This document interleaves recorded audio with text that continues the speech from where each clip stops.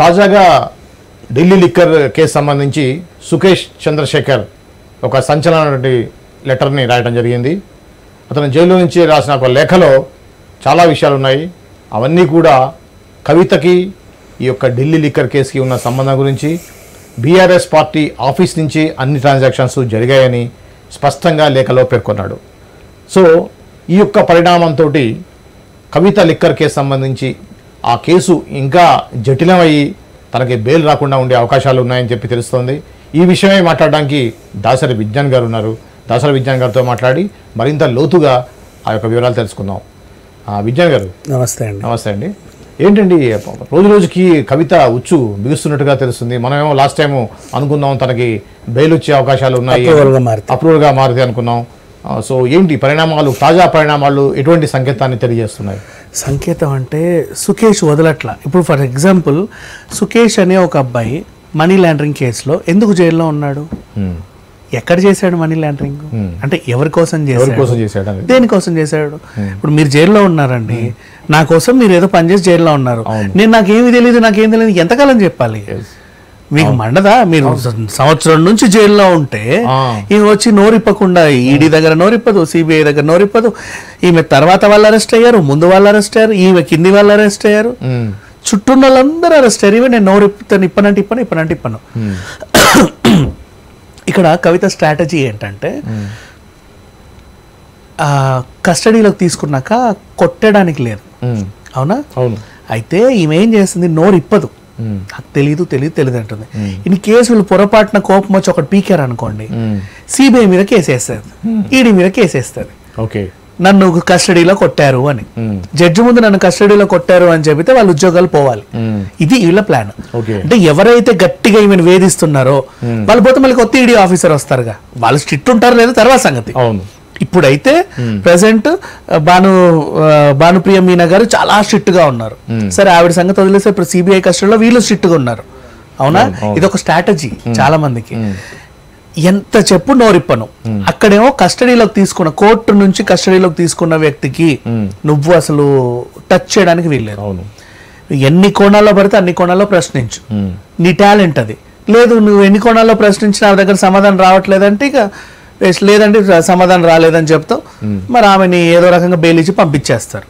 ఇది ఈ స్ట్రాటజీని కవిత కరెక్ట్ గా ఫాలో అవుతుంది. ఇన్ కేస్ ఆమె ఇట్లాగే చూసి ఏం కాకుండా ఆమె చెప్పేస్తుంది నన్ను కొట్టారు అని. కంటే కస్టడీకి వెళ్ళే ముందే చెప్పింది ఏమని, ఒకవేళ నా మీద 3rd డిగ్రీ ప్రయోగించవచ్చు, ఒకవేళ నేను నిజం చెప్పినా వీళ్ళు బలవంతంగా నా చేత చెప్పించారేనే ఉంటది తప్పితే నేను చెప్పినట్టు కాదు అని కూడా ముందే చెప్పేసింది. చాలా తెలివిగా చెప్పింది. సో ఈ రకంగా చూసుకుంటే కవిత చెప్పట్ల. ఇంత మొండి పట్టేంటి ఈమెకి, నేను ఇంకెంతకాలం ఉండాలి జైల్లో? ఆమె ఒక్కటి అన్నా సరే నాకు కూడా బెయిల్ వస్తుంది కదా, నేను బయటికి వెళ్తా కదా. ఎవరు ఆశ వాళ్ళది? శరత్ చంద్ర ఆశ శరత్ చంద్ర, మాగుంట ఆశ మాగుంటది, పురోగతి ఉంటే దాన్ని బట్టి బెయిల్ వచ్చే అవకాశం ఉంటుంది. అవును, నోరిప్పితే నేను ఎట్లా అప్రూవల్ గానే మారున్నా, అన్నీ చెప్తున్నా, కానీ అది నిజమా కాదా అని జస్ట్ ఒక చాలు అనే ఇదిలో ఆయన ఉన్నాడు. అండ్ నెక్స్ట్ మనీ లాండరింగ్ కేసులో ఆయన అరెస్ట్ అయి ఉన్నాడు. ఆయన మళ్ళీ హోంమంత్రికి డైరెక్ట్గా ఇంకో లేఖ రాశాడు మన మండోలి జైలు నుంచి. ఏమని రాశాడు, మొత్తం ఈ వ్యవహారం అంతా బీఆర్ఎస్ ఆఫీస్ నుంచే జరిగింది. అప్పుడు ఏం జరిగిందంటే సడన్ గా 2000 నోట్లన్నీ రద్దు చేశాడు మోడీ. 2000 నోట్లు రద్దు చేయగానే వీళ్ళకి భారం పడింది. ఓ నీ అమ్మ ఇట్లుందేంటి, అప్పుడు అంటే 2 కట్టలు ఇలా విసిరేస్తే 2 లక్షలు అయిపోయేవి, ఇప్పుడు 2 లక్షలు పంపాలంటే ఇంత కట్టలు పంపాలి, 500 నోట్లు. అరే ఇంత స్ట్రిక్ట్ చేశాడేంటి, నా వల్ల కావట్లేదు అనుకున్నారు. దీన్ని ఎట్లా మార్చాలో అర్థం కాక తెలియక తతమతమయ్యి నెయ్యి డబ్బాలు గుర్తొచ్చాయి వీళ్ళకి. మంచిగా ఈ ఉంటాయి కదా నెయ్యి టిన్లు, దాంట్లో నీట్గా రౌండ్గా 500 అట్లా పెట్టారు. అంటే ఒక్కొక్క డబ్బాలో 5 లక్షలు చొప్పున కొన్ని డబ్బాలు. ఆ నెయ్యి డబ్బాలు ఒక దగ్గర నుంచి ఫర్ ఎగ్జాంపుల్ ఏ జెర్సీ నుంచో ఇంకో సూపర్ మార్కెట్కి వెళ్ళినట్టు, లేక ఎక్కడి నుంచో ఇంకెక్కడికో వెళ్ళినట్టు అలా వెళ్తాయి. అలా వెళ్ళిన తర్వాత ఎవరికి చేరాలనుకున్నవి చేరిపోతాయి. ఈ రకంగా వీళ్ళు ప్లాన్ చేసుకుంటారు, పుష్పలాగా. ఎగ్జాక్ట్లీ. ఈ ప్లానింగ్ అంతా కూడా బీఆర్ఎస్ ఆఫీస్ నుంచే జరిగింది. వీటికి సంబంధించిన ప్రణాళికలన్నీ వైస్రాయ్ హోటల్లో జరిగాయి, కానీ ఇంప్లిమెంటేషన్ ప్లానింగ్ అక్కడ జరిగింది. ఇంప్లిమెంటేషన్ ఏది హోటల్ రాడిసన్ రాడిసన్ కాదు, వైస్రాయ్, ఢిల్లీ వైస్రాయ్ హోటల్లో కదా, అక్కడ కదా మీటింగ్లు అన్ని జరిగాయి. తర్వాత అక్కడ ఏమో ప్లానింగ్, ఇక్కడ ఇంప్లిమెంటేషన్.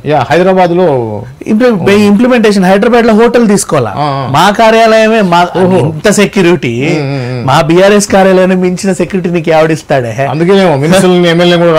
రానివ్వరు, గేట్ దగ్గర కూడా రానివ్వడు. సో అట్లా అని చెప్పేసి అంటే ప్రగతి భవనేగా అంతే, బీఆర్ఎస్ ఆఫీస్ అంటే అదే. సో అక్కడ నుంచి దీన్ని మించిన సెక్యూరిటీ ఇంకోటి లేదు మీకు, ఎందుకంటే ఇదంతా నా అండర్ లో ఉంది కాబట్టి. ఇది బంజారా హిల్స్ తెలంగాణ భవన్ ఉంది కదా. అవును. సో ఇక్కడ నుంచి చేద్దాం అని అక్కడి నుంచే జరిగింది అని సుకేష్ చెప్పాడు, బీఆర్ఎస్ కార్యాలయం నుంచే జరిగింది అని. సో సుకేష్ చెప్పాడు కాబట్టి ఆ లేఖలు రాసి ఇచ్చాడు. ఈయన ఎందుకు లేఖల మీద లేఖ రాస్తున్నాడు అంటే ఆయనకు బెయిల్ కావాలి. అంటే ఎప్పటి నుంచో ఉన్నాడు, వీళ్ళకి సంవత్సరాలు గడిచిపోయాయండి, ఉంటది కదా ఒక రోజు అన్న బయటికి వెళ్ళాలి, మధ్యలో కూడా 2-3 వెళ్ళారు అని తెలిస్తే ముందు వచ్చిన మమ్మల్ని కూడా పంపాలి కదా అని ఒక ఆశ ఉంటది.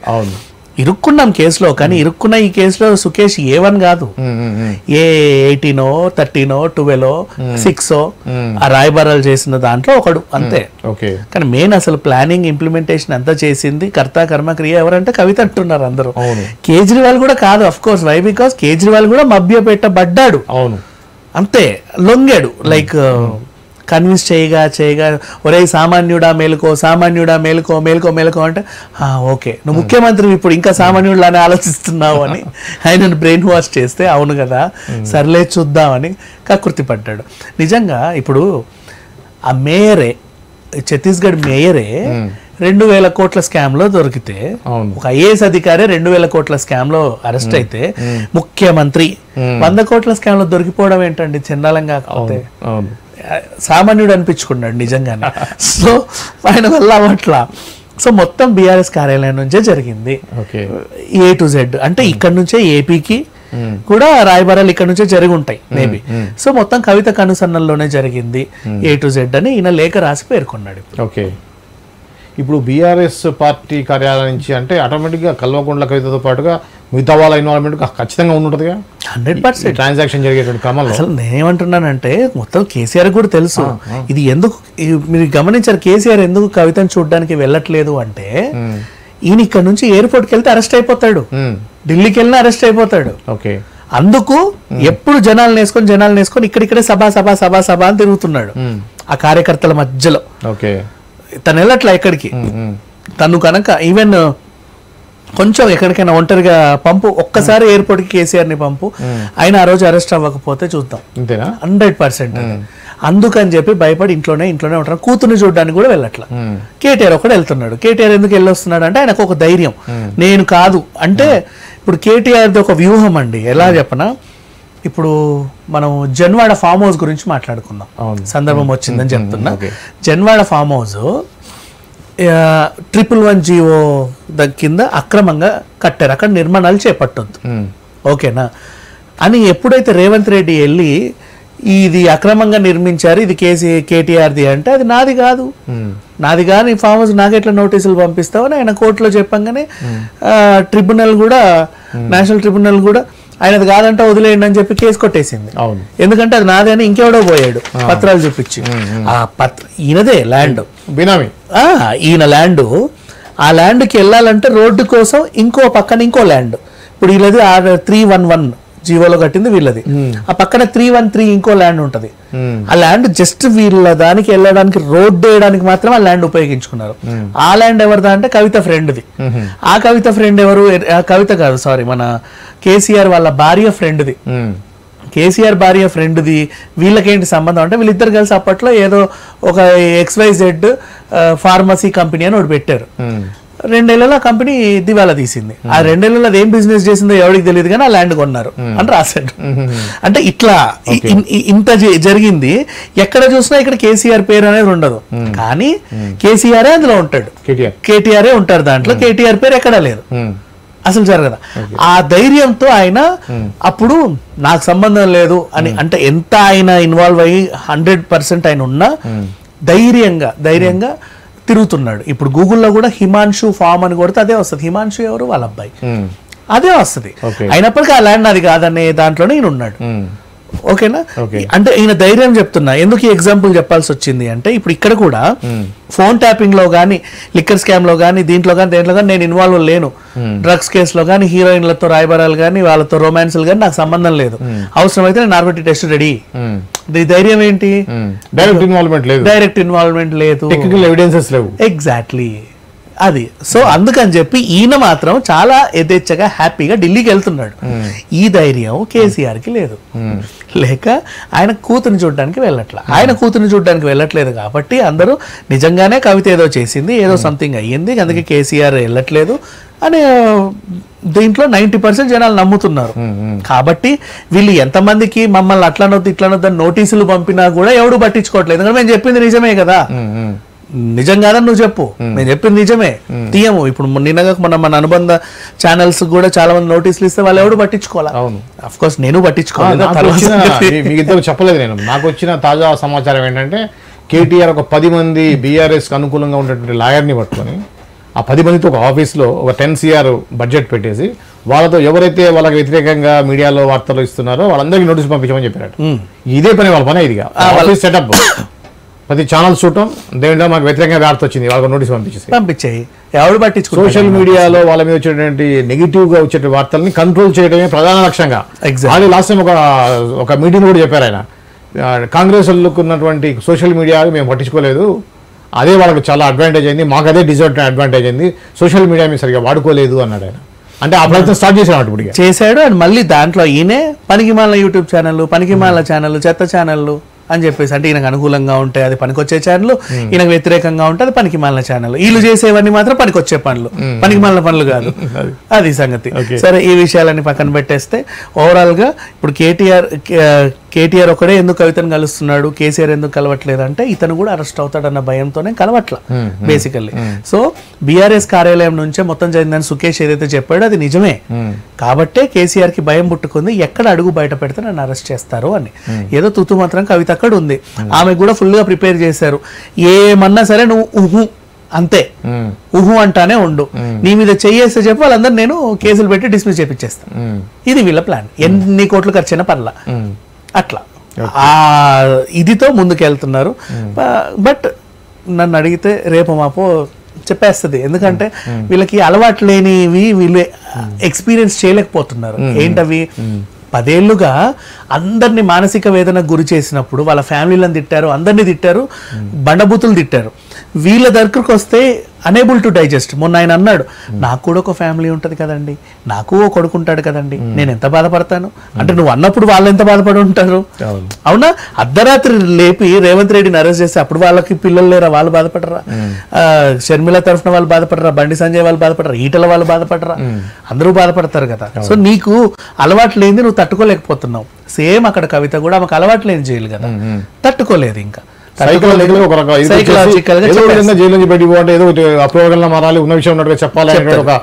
వస్తుందని నేను అనుకుంటున్నాను. 100% వస్తుంది. ఓకే.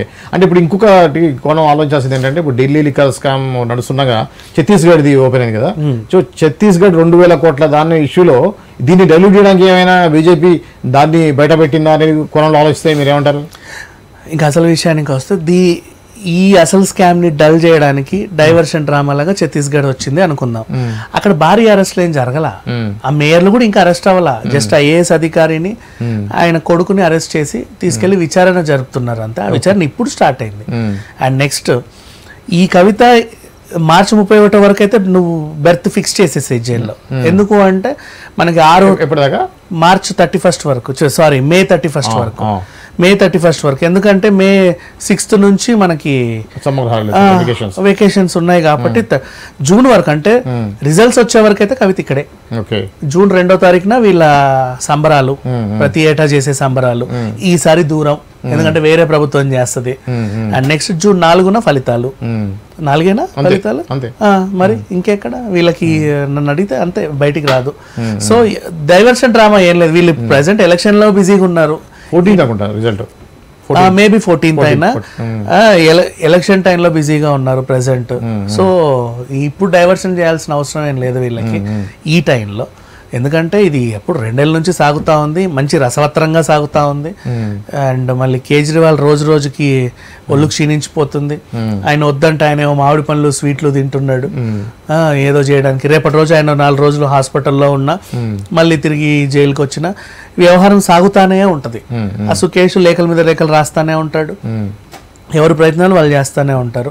సో ఓవరాల్గా చేసుకుంటే కవితను మాత్రం బయటికి పంపే అవకాశం అయితే లేదు. Why because until and unless ఆమె ఒక మాట అన్న చెప్పండి, ఒకటి దేనికి చేరి ఇట్లనే తిమ్మలాగా ఉంటాయి ఎలా నార్కోటిక్ పోయే అవకాశం ఉందా అంటే ఇక వాళ్ళు పర్మిషన్ తీసుకోవాలి, దానికి మళ్ళీ కోర్టుకు సపరేట్ అనుమతులు ఇవ్వాలి. అవును, అప్పుడు దాంట్లో కూడా ఆమెను హర్ట్ చేయకుండా ఏం చేయకుండా ఏదో ఇవ్వాలి మీరు అన్నట్టు కొన్ని రూల్స్ రెగ్యులేషన్స్ ఉంటాయి. అవన్నీ వీళ్ళు ఫాలో అయ్యి అక్కడ దాకా వెళ్ళాలి. అక్కడ దాకా రావాలి అంటే ఈమె సగం చెప్పింది, మిగతా సగం దాస్తుంది, మాకు అనుమానాలు ఉన్నాయి, అసలు ఈమెమీ చెప్పట్లేదు, కానీ ఈమెనే నేరస్తురాలని మా ఈడీ గట్టిగా కోర్టులో వాదించగలగాలి.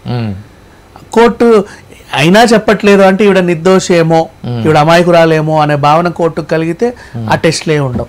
అక్కడి వరకు రావాలంటే కొంచెం ఉండాలి ఈ మాత్రం. అయితే వీళ్ళ ప్రయత్నాలు ఏంటంటే ఇప్పుడు సమ్మర్లో స్పెషల్ బెంచ్కి వెళ్తాయి. ఇప్పుడు ఎంతసేపు సెలవులు అంటే సెలవుల్లోనే ఉండవు, స్పెషల్ బెంచ్ వస్తుంది. ఎలా అంటే మీకు వివేక హత్య కేసులో 5 ఏళ్ళు ఎలా నాసిరకంగా గడిచినా లాస్ట్ సమ్మర్లో స్పెషల్ బెంచ్లో వచ్చినటువంటి లక్ష్మణ్ అనే ఒక జడ్జి గారు అందరి చేత చెమటలు పట్టించాడు బీభత్సంగా. అసలు ఇదేంటి అదేంటి ఇదేంటి ఆధారాలు లేవు, అది లేదు ఇది లేదు, గట్టిగా ప్రశ్నించాడు అందరినీ ఆ బెంచ్లో. తర్వాత సమ్మర్ వెకేషన్స్ అయ్యి ఆయన వెళ్ళిపోయాడు, రెగ్యులర్ న్యాయవాదులు రెగ్యులర్ జడ్జిలు వచ్చారు, మళ్ళీ ఇప్పటిదాకా నానింది. ఏమో ఇన్ కేస్ ఒకవేళ ఈ స్పెషల్ బెంచ్లో వీళ్ళు ఏమన్నా బయటపడే ఛాన్స్ ఉంటే బయటపడవచ్చు, లేదు ఇంకా క్రిటికల్ ఇరుక్కుంటే ఇరుక్కోవచ్చు.